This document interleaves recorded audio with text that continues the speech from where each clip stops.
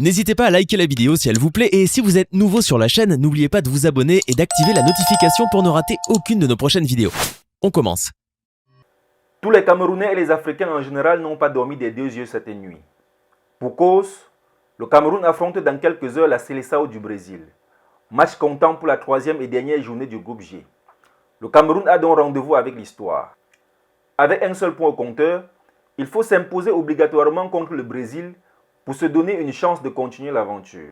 Mais seulement, la victoire ne suffit pas. Le reste dépendra du score du match Serbie-Suisse. À quelques heures de ce match décisif, voici les scénarios possibles pour la qualification des Lions indomptables dans ce groupe G où seul le Brésil est déjà au second tour. Actuellement seul qualifié dans son groupe, le Brésil finira premier s'il fait un match nul ou gagne le Cameroun. Et si c'est le Cameroun qui gagne le Brésil et que la Suisse gagne la Serbie, la différence de place se décide à la différence des buts entre les deux équipes. La Serbie également joue sa qualification pour les huitièmes de finale face à la Suisse. Voici les détails. La Serbie. Elle a comme le Cameroun un point au compteur.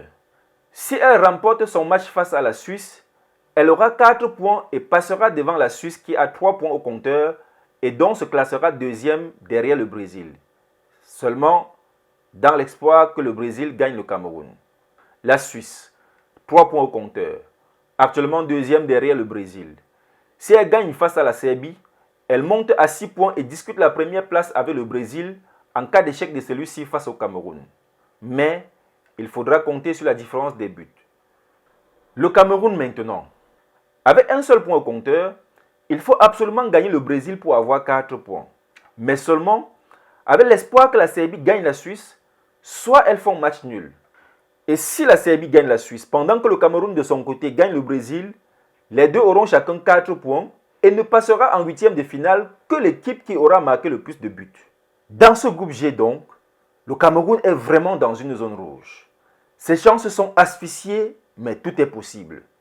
Marquer le plus de buts possible face au Brésil ce jour va lui donner une bonne bouffée d'oxygène et une suivi en cas de match nul entre la Suisse et la Serbie. Le monde entier sait que le président de l'Africafoot, Samuel Eto'o, a donné le Cameroun victorieuse de cette compétition de la Coupe du Monde Qatar 2022 au soir du 18 décembre 2022, jour de la finale. Les grandes réussites passent toujours par de très grandes difficultés. Impossible n'étant pas camerounais, croisons seulement les doigts et prions dans l'espoir qu'un miracle s'opère vraiment aujourd'hui. S'abonnez-vous.